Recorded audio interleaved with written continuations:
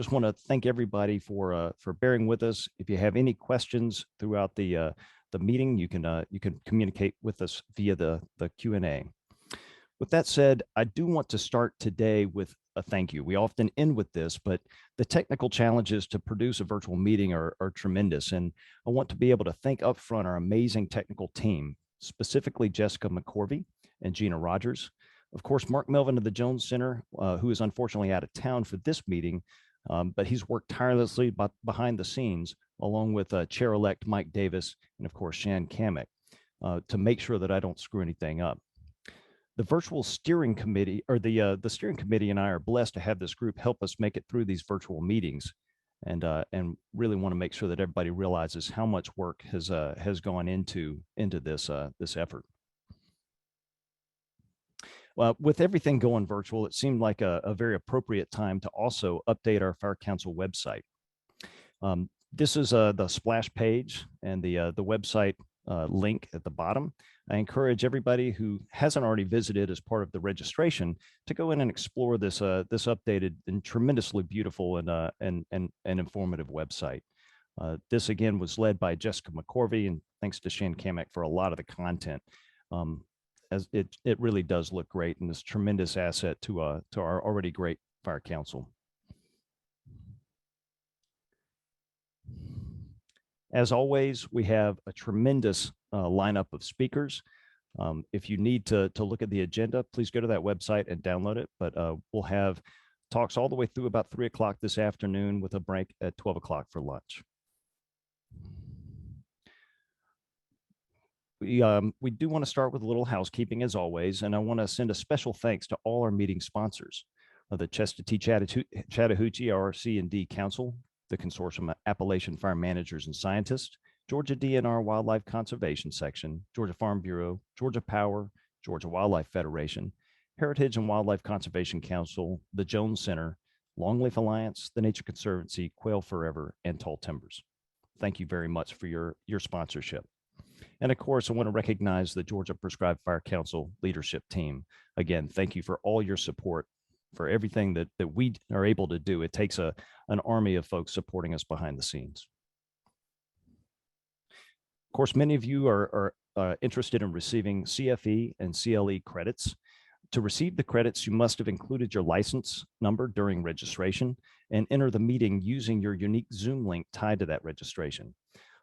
If you did not see an opportunity to do so, please check with Jessica McCorvey at the email address below if you have any questions or problems. After today's meeting, we will again have a Zoom survey. We definitely want to get your feedback. Just in the event that we are continuing with virtual meetings in 2022, we really want to make this as informative and accessible as possible. And so your feedback is really critical for us to learn lessons and to make this meeting what it can be for you as attendees. And so please feel free to stay on just a little while longer and provide your feedback. And if you miss it, we're going to follow up with an email to you tomorrow via Zoom. And now, back by popular demand, is Shan Cammack, the one and only and original, to kind of take us through some of the drip torch giveaways and Q&A protocols for the rest of the meeting. Take it away, Shan. Hey, y'all. Thanks for joining us today. I'm real excited about our meeting, and I know you're excited about the drip torch giveaways. As always, you got to be present to win. We're going to do it at the end of lunch, so come back early from lunch, about 12:50, and then in the middle of the afternoon to keep you awake. Again, how this works is I will be choosing a name out of a virtual hat, and then I will call that name out. If you hear your name, you need to write in the little Q&A button your name or some special message or some fun thing that lets me know that you're there and you are the winner. But wait to hear your name. More about that Q&A button in a second. I want to mention field trips. We offered field trips this year. We had done this maybe 10 years ago, but we wanted to have a way to connect. Unfortunately, Kevin, you can go to the next slide. Not a lot of people signed up for those field trips. We did have one at Panola Mountain this week, and Eric Duncan will be out at Tallulah Gorge tomorrow. That's outside of Clayton. It's gorgeous up at Tallulah right now, and the fire effects are fabulous. So if you get a chance and want to join Eric out at Tallulah Gorge tomorrow, just contact him. You can find his information on our website.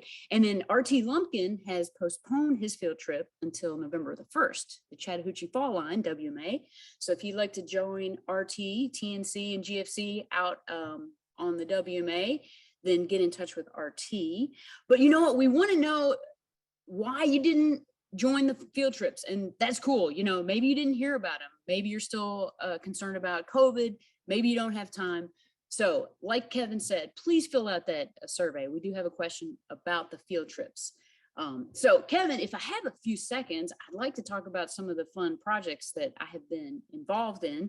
First, let's talk about that Q&A button. We're going to be using this a number of ways today, right? You should see down at the middle bottom of your screen a little Q&A button. If you click on that and type a question, I'm the one that's going to be monitoring that. Now, I'm going to be answering your questions throughout the day. Sometimes I'll text you personally. If it's a general question, I might let everybody see it. And then there are 4 lucky speakers that you get to ask questions of, and Kevin will mention those as he introduces them.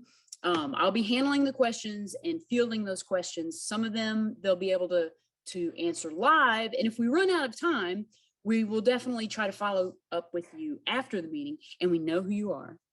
You're not anonymous. So we do want to try to get all your questions answered. So some of the cool things that I've been involved with, one thing, Brad Alexander has initiated a thing for private lands burning. WRD is looking at this question of like, how much land should we be burning in Georgia on private lands? I mean, we all agree that burning is important, but we're not getting the number of acres that we should be. What is that number even? And what are the barriers to private lands burning? So Brad is going to have a virtual meeting in mid-October where he's bringing together all the stakeholders to talk about these issues and talk about the synergy that we can create to come together and try to get more fire on private land. And that survey that we've mentioned a couple times actually does have a question on there of what do you think the top barriers to getting fire on private lands is. So please do fill out that survey after the meeting. Something else that I've been doing a lot of is public outreach. And another survey that we have worked on with Surpass, this is really interesting, training needs for fire, okay? So there's this giant report that's being compiled right now. We've analyzed the data. You can see we had about 1,000 people across the Southeast answer questions. They come from all different walks of life. So we feel like we have a pretty good, snapshot of the needs out there. And some of the things that were uncovered by the survey are, the barriers include not hearing about training opportunities or maybe lack of capacity. We don't have enough mentors or trainers. Some people mentioned that NWCG qualifications for wildfire tasks is an impediment to getting their task books. So the survey looked at both NWCG, which is the federally mandated training, but also just regular classes. A number of people across the Southeast mentioned that they'd like to see more state certified burner courses or more courses on things that are more detailed and advanced, like weather and fire and ecological effects.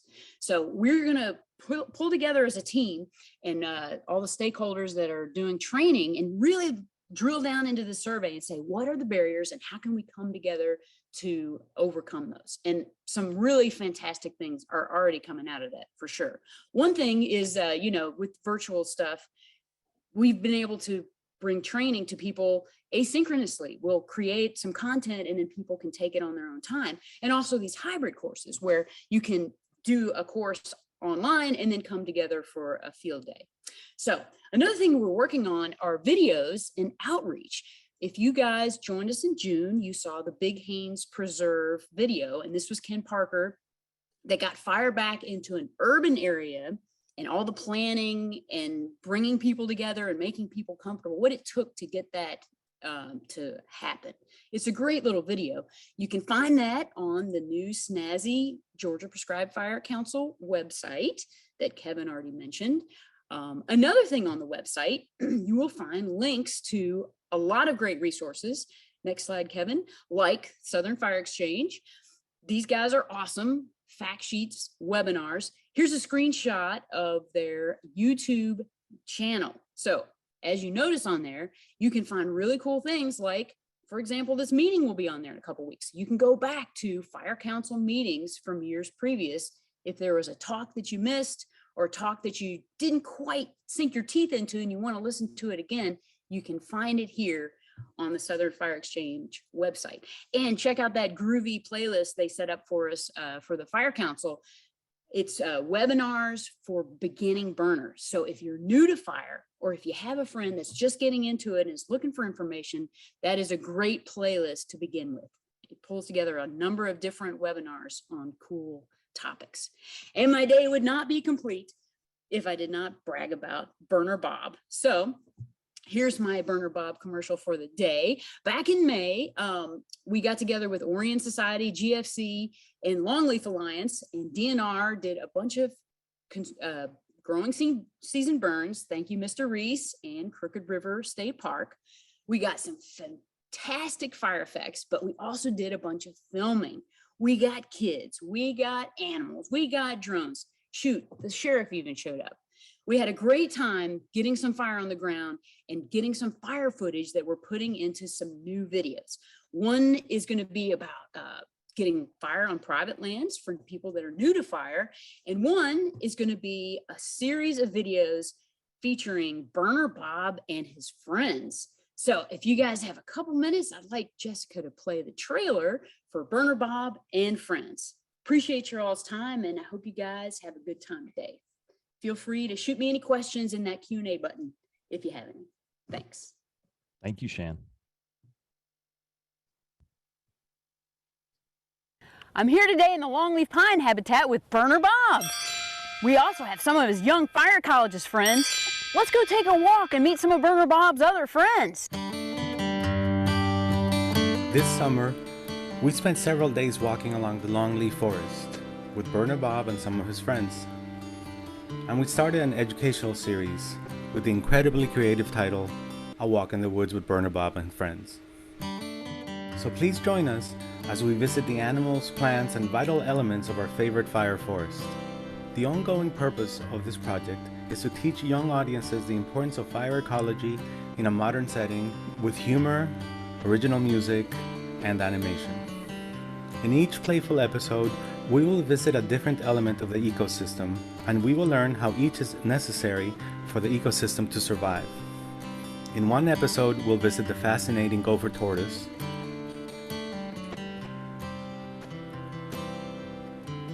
Another episode will focus on the birds of the longleaf forest, from spotting them to identifying their calls and their habitat.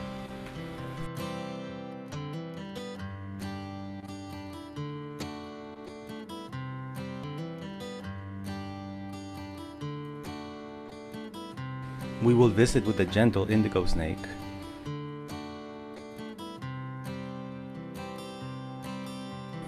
And of course, we'll see plenty of Burner Bob's favorite plants.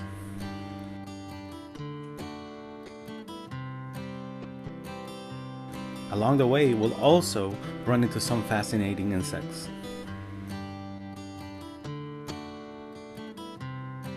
But for our pilot episode, we're going to learn about the important role that fire plays in the ecosystem. We will follow the fire ecologists on their burns and get a close-up look at how they approach fire safety. We will have fun, kid-friendly, simple messaging, and at the same time engaging content for adults. There will be a short classroom lesson to learn how fire and sunlight enrich the soil, as told with Burner Bob's gigantic smartphone. And of course, we'll explain what happens to the animals during and after the fire. So please join us, Burner Bob, and our spunky junior fire ecology friends as we begin our journey to explore all the corners of the longleaf forest.